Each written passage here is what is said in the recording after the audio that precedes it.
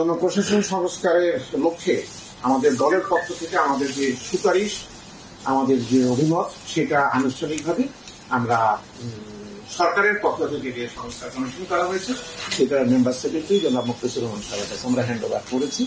এটা আপনাদের তো এখন না, আমাদের সুপারিশের একটা কথা আমি শুধু বলতে চাচ্ছি যে আসলে বাংলাদেশের জনপ্রশাসন বলতে তো আর এখন আর জনপ্রশাসন নেই।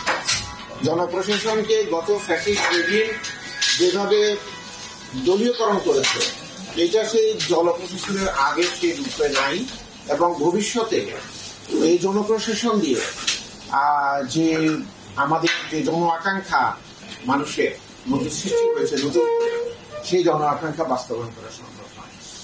এবং সেজন্য আমাদের দলের পক্ষ থেকে আমরা মনে করেছি যে আমাদের সংস্কার প্রস্তাব বলে একটা আমূল সংস্কার করা হবে।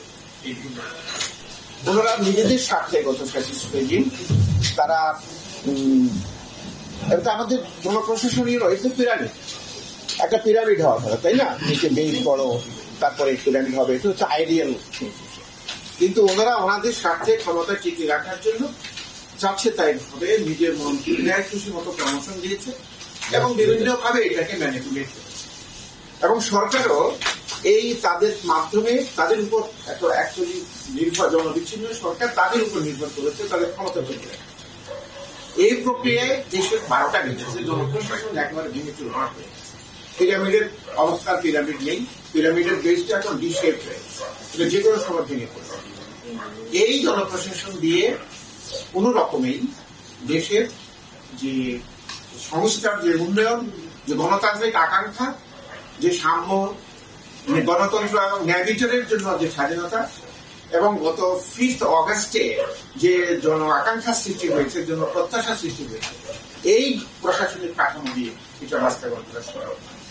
সেজন্য আমূল সংস্কার, আমূল সংস্কার বলতে আমরা আমাদের দলের পক্ষ থেকে আমাদের চেয়ারপারসন বেগম খালেদা জিয়া ভিশন 2030 দিয়েছেন 2017 সালের বহুদিন আগ থেকে, এবং গত বছর আমাদের জনাব তারেক রহমান আমাদের অ্যাক্টিং চেয়ারম্যান, তিনি 31 দফা দিয়েছেন এবং গণ আন্দোলনে আমাদের সঙ্গে যারা সম্পৃক্ত ছিলেন তারা সবাই মিলে এই 31 দফা দেওয়া হয়েছে। এবং 31 দফা অ্যাকচুয়ালি সংস্কারেরই কথা বলা হয়েছে, যে সময় জনপ্রশাসন সংস্কার।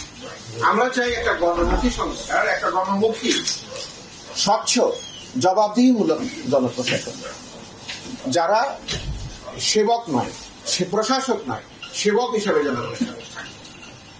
এবং এটার আমূল পরিবর্তন আমাদের, সেটা আমরা কয়েকটা ভাগে ভাগ করেছি আমাদের প্রস্তাবের মধ্যে। আমরা বলেছি শর্ট টার্ম, মিড টার্ম এবং লং টার্ম। শর্ট টার্ম প্রয়োজন এই জন্য যে কুইকলি কিছু সমাধান, শর্ট টার্মের কিছু করা প্রয়োজন। যেমন আপনারা জানেন, গত প্রশাসনের সময়ে যারা, বিশেষ করে গত ফ্যাসিস্ট রেজিমের সময় প্রশাসনের মধ্যে যারা একেবারে উলঙ্গভাবে এই প্রশাসনের সহায়তা করে এই দেশকে একেবারে হরিলুটের একটা আড্ডা করা, তাদেরকে চিহ্নিত করে তাদের বিচার ব্যবস্থা করে। 14, 18 এবং 24 সালে যারা ন্যাক্কারজনকভাবে ভোট চুরি করেছে, জনগণের ভোটাধিকার হরণ করেছে, তাদেরকে চিহ্নিত করে তাদের বিরুদ্ধে অ্যাকশন গ্রহণ করা। সেটা ফৌজদারি আদালতে হতে পারে এবং আইন মোতাবেক যে অনুষ্ঠান হতে পারে, বড় দুটো সংস্কারের কথা। তারপরে আমরা বলেছি যে আমাদের প্রশাসনকে ঢেলে সাজাতে। আমরা বলেছি যে সামনে যে নির্বাচন আসবে, সেই নির্বাচন করার সময় নির্বাচনের 3 মাস আগে প্রশাসনকে ঢেলে সাজাবে। কিরকম? জেলা প্রশাসক উনি রিটার্নিং অফিসার, ইউএনও উনি state returning officer, SP he is responsible for law and order for the district. So এদের মাধ্যমে নির্বাচনটা হয়। তো আমরা বলেছি যে যেহেতু সংস্কার এই ইলেকশনের কথা নয়, প্রত্যেক ইলেকশনের আগেই 3 মাস আগে, ইলেকশন শিডিউল 3 মাস আগে যদি এটা করা হয়, তাহলে প্রত্যেকেই একটা অ্যাসিওর যে না একটা নিরপেক্ষ নির্বাচন সম্ভব। এই কারণে আমরা এই প্রস্তাবটা করছি। আর ডিসি ডিসিদের অ্যাপয়েন্টমেন্ট নিয়ে নানা ধরনের কথাবার্তা হয়েছে। ডিসি ফিট লিস্টের জন্য আমরা বলেছি ডিসি ফিট লিস্ট করা হোক, এই যে সংস্কারও তো আসলে এইবারের ফিট লিস্ট কেমন হবে এটা তো সংস্কার, এটা এবারের একটা আইসোলেটেড ইভেন্ট, তাই না? সংস্কারের কথা আমরা বলেছি, যেমন স্পেশাল, যেমন আপনার ডিসি ফিট লিস্টের সময় পার্সোনাল লাইকিং এন্ড ডিসলাইকিং যেন ওয়ার্ক না করে, কারণ DC is a very important source for the district. Fit list কেন করা? Any Tom, Dick and Harry will not make it, he must be capable of doing it. তো সেটা আমরা কিভাবে বুঝবো? সেটা কমিটি করা হয়েছে, ফিট লিস্ট করা হয়েছে।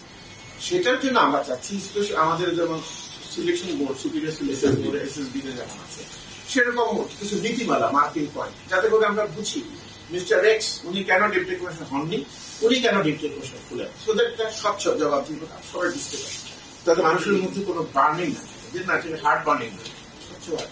এটা কতটুকু। আর ছোট দুই একটা কথা বলে যে মাঠ প্রশাসনে যে আমাদের যেমন আমরা চাচ্ছি যে লোকজন যখন নিয়োগ হয়, সে নিয়োগের পরে প্রথম 3 মাস তারা যেন ফিল্ডে থাকতে পারে, field orientation is a compulsory mandate, is the recommendation. তো তাহলে হবে কি, সে গ্রামের সঙ্গে, সাধারণ মানুষের সঙ্গে তার পরিচিতি হবে, এবং জন আকাঙ্ক্ষা আমাদের যে মানুষের, গ্রামের মানুষের জীবন আচরণ, সেটার সঙ্গে তার পরিচিতি হবে, সে জনগণের কথা ভাবে সবচেয়ে শিখবে। এটা তার জন্য একটু ভালো হবে। এটা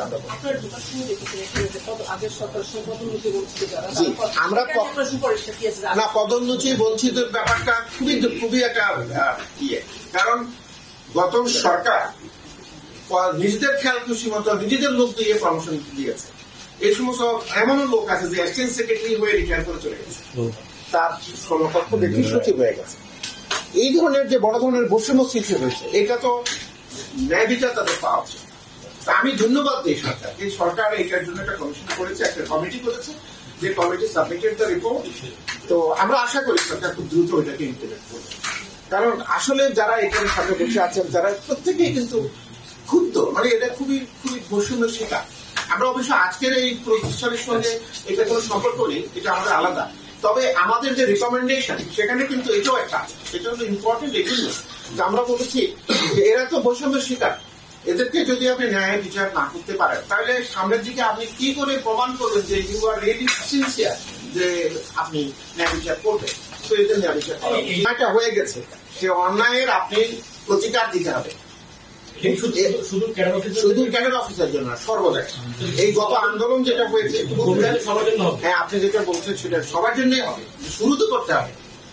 বৈষম্যের শিকার যে সমস্ত অফিসাররা এখন আছে, যাদের সামনে আছে, ওদেরকে দিয়ে স্টার্ট হোক, বৈষম্য হোক, যে ডিসক্রিমিনেশন তো যেতে হবে। এবং এই সরকার সিনসিয়ারলি এটা অ্যাকশন শুরু করেছেন, এবং আমরা আশা করি সরকার এটা বাস্তবায়ন করবে।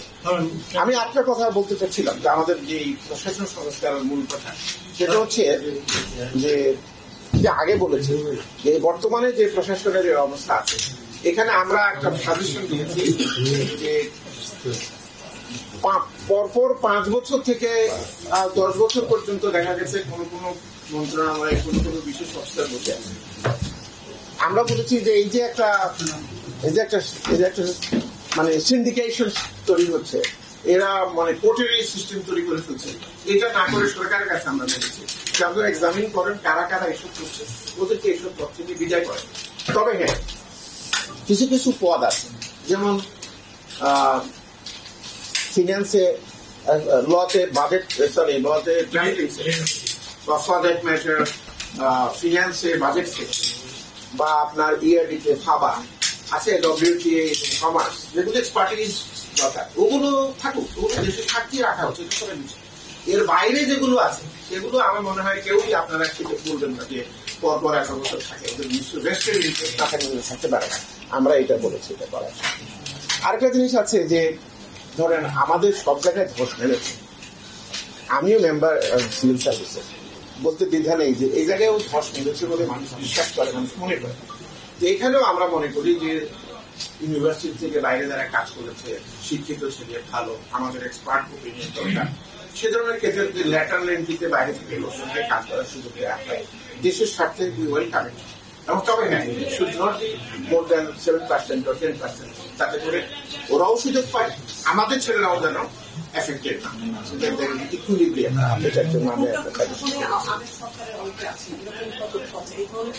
হ্যাঁ, আমাদের একটা সুপারিশ আছে। প্রথম সুপারিশই হচ্ছে এই ধরনের লোকজন যারা বসে আছে তাদেরকে যেসব আনুপাতিক দোসর আছে তার ল্যাঙ্গুয়েজ গুলো কোনো সুন্দর সুন্দর সবাই বুঝছে মানে actually they are common subject language dispenser তারা বসে আছে বিভিন্ন জায়গায় হাপটি মেরে এদেরকে আইডেন্টিফাই করে they should be report token যে মানুষকে বুঝতে দেওয়া যে না আমরা এদেরকে দিয়ে আসলে সম্ভব কারণ এই যিনি চলে পালিয়ে গেছেন উনি পালিয়ে গেছেন কিন্তু ওনার সঙ্গে লোকজন যারা আছে যাদেরকে নিয়ে উনি এতদিন সংসার করেছেন তারা কিন্তু সবাই এখানে রয়ে গেছে so we should identify them and we should get rid of them যদি আমরা সামনের দিকে প্রশাসনকে ভালোভাবে চালাতে চান যদি যিনি সরকার হোক বর্তমান সরকার বা আপকামিং সরকার যারাই হোক তাদের যে একটা নেশন বিল্ডিং প্রকল্প থাকবে প্রজেক্ট থাকবে পরিকল্পনা থাকবে সেটা বাস্তবায়ন সুন্দরভাবে করতে হবে। ধন্যবাদ। Thank you very much.